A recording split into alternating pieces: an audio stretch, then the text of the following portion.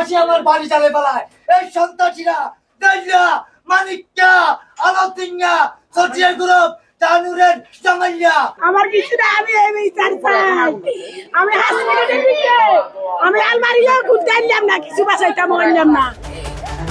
ফেনীতে অবৈধভাবে মাটি কাটা ও মাদক ব্যবসায় বাধা দেয়াকে কেন্দ্র করে এক ছাত্রদল নেতার বাড়িতে হামলা ও অগ্নি সংযোগের ঘটনা ঘটেছে।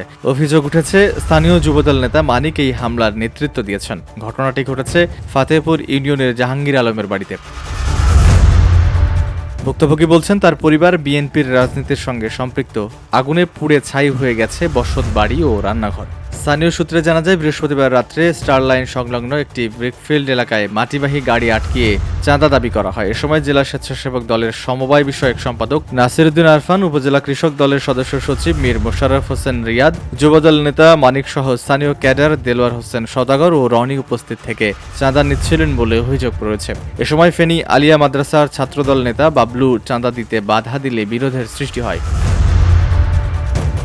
এর জেরে শুক্রবার দফায় দফায় হামলার পর রাতে তার বসত বাড়িতে অগ্নিসংযোগ করা হয় বলে জানা গেছে। গান পাউডার ব্যবহার করে আগুন ধরিয়ে দিলে আরও দুজন আগুনে দগ্ধ হন।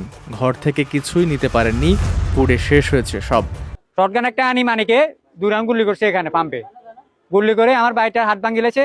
ভাঙবার পরে আমার আরো কয়েকজন ছেলে আসলে আমার ছোট ভাইরা এদেরকে মারি নাক সোয়া ফাটাই সবগুলো ফালাই রাখছে। দুজনকে উঠে নিয়ে গেছে, ওরা ক্যালাবে এখানে বাঁধি রাখছে। বাড়ি থেকে ফোন গেছে যে আম্মুরে, তারপর আমার খালাদেরকে ধরে এখানে গলার উপর চুরি ধরে মারতেছে ওখানে। আর আমার ঘরে আবার এখানে আমার বোন, আমার ফ্যামিলি আসছিল, ওরা 4 জন আসছিল, দুয়ার মারি রাখছে। আমি বলতে দুয়ার মারি রাখো ঘরে, কেউ আসলে ঘর থেকে বের হইও না, বের হলে সমস্যা আছে, হয়তো তোমাদের গায়ে হাত তুলে হইলো। এর ভিতর দিয়ে কল গেছে যে বাড়িতে আগুন ধরা দিছে। এই ঘটনার সাথে, এই বাড়ি পোড়ার ঘটনার সাথে যারাই সম্পৃক্ত, আমরা চাই এদের দৃষ্টান্তমূলক শাস্তি হোক এবং সবাইকে আইনের আওতায় এনে যাতে দৃষ্টান্তমূলক শাস্তি দেয়। আপনাদের সাংবাদিকের মাধ্যমে দেশবাসী আইনশৃঙ্খলা বাহিনীর কাছে এটা। আহতদের উদ্ধার করে স্থানীয় হাসপাতালে ভর্তি করা হয়েছে। ঘটনায় এলাকায় চরম উত্তেজনা বিরাজ করছে।